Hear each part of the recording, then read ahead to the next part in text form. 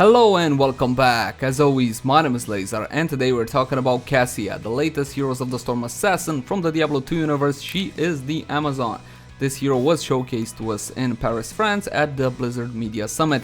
Now I already did a full ability spotlight preview, so in case you missed that one, here it is now. Starting off with her trait, which is called Avoidance. When moving unmounted, Cassia gains 65 physical armor against heroic basic attacks, reducing the damage taken by 65%. You can tell this by the yellow lightning effect on her shield. Her Q ability is called Lightning Fury. Hurl a javelin that damages the first enemy hit and splits into 2 lightning bolts that deals damage to enemies in their paths.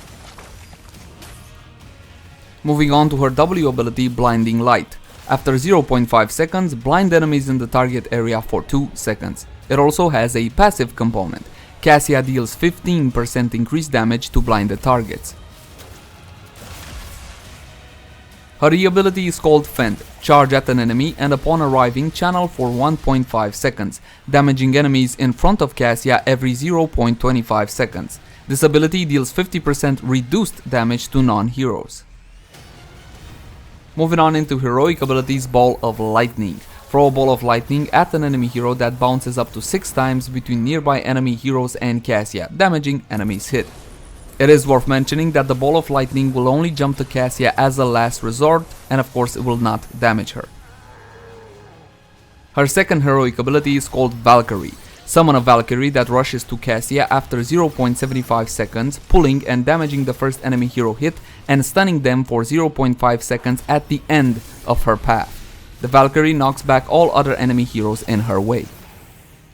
Alright, that's enough of that. Now that you're familiar with her abilities and her basic kit, we can move on into talents. Just please keep in mind that the wording for some of these talents is a bit goofy and off. Okay, it's not the final wording, but these are the talents for Cassia. So, talent level 1, we're gonna start off with Thunderstroke. This is a quest talent. You gotta hit heroes with your Q ability. 20 heroes hit will give you extra 60 damage on your Q spell. 20 heroes hit will give you another charge for your Q ability. Moving on into True Sight, a talent for our W ability, Blinding Light, increases the damage dealt to blinded enemy heroes by 10%. It also has a quest component to it. Deal basic attack damage to blinded enemy heroes. After you hit 80 blinded enemy heroes, blind duration will be increased by 1 second. And finally, the last option at level 1, and the one which kind of proved to be like the biggest damage power up, at least in Paris, Charge Strikes. This is a separate activated ability. Activate to cause your basic attacks to bounce to a nearby enemy for 8 seconds and increases their damage by 40%. It's got a 20-second cooldown. And that's about it for level 1. Moving on until level 4. First off, a passive talent, Ring of the Leech. Yeah, you guys remember? I hope you do. Cassia heals for 35% of the damage dealt to enemies affected by blind, and this did heal for did play a bit with this one. Next talent is called Inner Light talent, again for our W ability, Blinding Light. Increases blinding light radius by 25%, so a bigger radius. Upon being rooted or stunned, blinding light pulses around Cassia. This can only occur every 6 seconds, so it's got a 6-second internal cooldown, and in play this was a little bit wonky because the actual area of effect didn't really affect that many targets unless it was a melee. If you have a Grey Mane on you, this will surely help. Final option at level 4 is called Plate of the Whales. Gain 5 hit points per second while Avoidance is active. Avoid means avoidance is basically her trait. It also got a quest component to it. Every 5 attacks reduced by Avoidance grants 1 additional hit point per second. After 15 bonus hit points per second, cap it and gain also 10% maximum hit points. So some survivability and some sustain at level 4. Moving on into level 7. First option is called Impale talent for our E ability. Increases charge strikes damage by 50% to enemies below 40% health. So it's sort of executioner, kind of like talent, but not really. Again, more damage to low HP enemies, which kind of helps you finish off your target. Next option is called War Traveler, and this is a talent for our trait. Gain 3% movement speed every 0.5 seconds, Avoidance is active. Stacks up to 5 times, so you're gonna get 5 times 3, that's gonna be 15%. The bonus is reset when Cassia stops moving. So if you're thinking of stutter stepping and keeping the bonus up in play, I don't really remember all that well. I think Chris was able to keep somehow this bonus movement speed up, but I may be wrong on that one. Final option at level 7 is called Lightning Surge, and again another talent for our trait. Cassia stores block damage, and upon reaching X damage or certain amount of damage, her trait can be activated to deal a certain amount of damage in an area around you. As you can see, at this point they haven't yet decided on what will be the actual damage input and output on this talent, but I think it's gonna be different. I mean, you're not gonna do the same amount of damage you absorbed by the X and Y thing. Again, this is speculation at this point, talent not yet final. Moving on to level 13, because we already saw the heroics. First option is called Grounding Bolt, a talent for our Q ability. Lightning Fury slows enemy heroes by 20% for 1.5 seconds, so a little bit of crowd control, which will allow you to further chase, okay, to better chase, especially if you pick up Lightning Bolt. Ball of Lightning, sorry, we'll talk about that a tad later.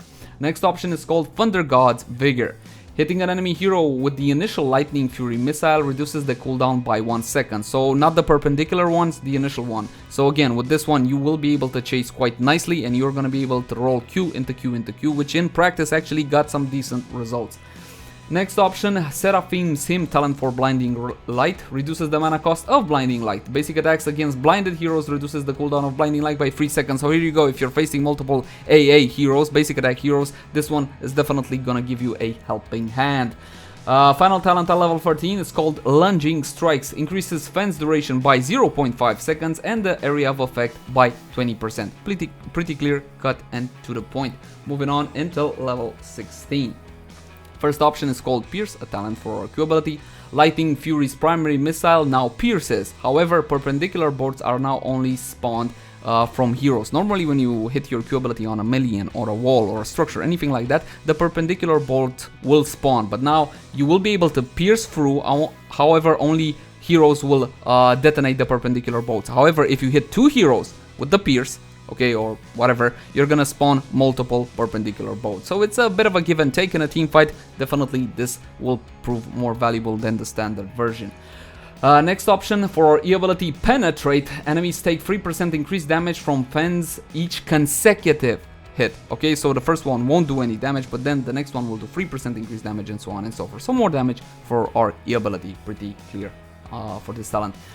Final option at level 16 is called Martial Law. It's a passive. Basic attacks against stunned, rooted, and slow enemy heroes deal bonus damage equal to 3% of their maximum health.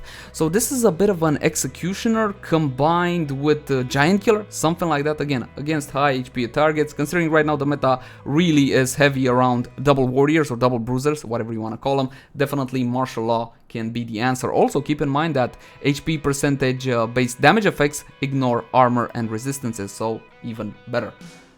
Finally, level 20, the huge power-ups. Here we go. Infinite Lightning Ball. Lightning can now bounce infinitely. Now, I actually played with this one. It was bloody amazing in a team fight, just as long as you know how to keep in range for it to actually keep on bouncing to you if needed. You know, just stay at the edge of the fight, keep poking while Ball of Lightning does the work. And it does pretty significant amounts of damage. I mean, you cannot simply ignore it. It is ability damage, so keep that one in mind.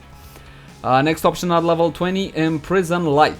Imprisoning Light. Upon initial impact, Valkyrie deals additional damage to nearby heroes and roots them for 4 seconds. So if you want more CC, this is the way you go. If you want more damage, Infinite Lightning. Now, I only picked up with the Valkyrie heroic only once, and it felt a tad, I don't know, ish. Ball of Lightning was definitely the better one for high damage output, which I believe is obvious. Anyway, final option at level 20.